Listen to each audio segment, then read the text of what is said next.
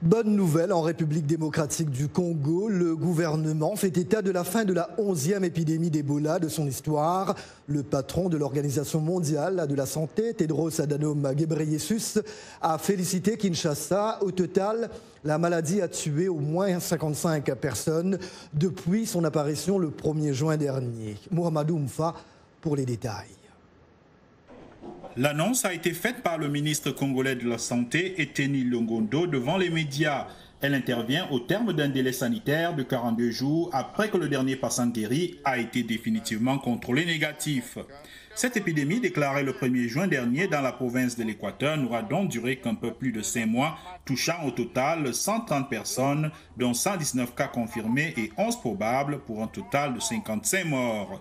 Finalement moins grave que la 10e épidémie, qui avait fait 2200 morts entre août 2018 et juin 2020, la 11e a été maîtrisée grâce à une riposte vigoureuse. Le facteur du succès majeur de la riposte à la 11e épidémie de la maladie à virus Ebola a été lié, entre autres, à la disponibilité de vaccins et de médicaments spécifiques contre la maladie à virus Ebola et au rapprochement des sites de prise en charge avancés vers la communauté.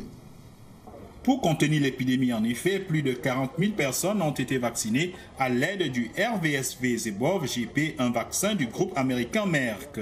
Mais la fin de la 11e épidémie ne signifie pas que l'on en a fini avec la maladie. Les autorités indiquent qu'il existe un risque de résurgence de l'Ebola dans un pays qui n'a pas été épargné par le nouveau coronavirus. Donc il est important qu'à tous les niveaux, nous soyons véritablement dans une logique de vigilance pour que nous ayons une réactivité extrême qui puisse nous permettre d'endiguer tous ces phénomènes de santé publique si elle arrivait à survenir.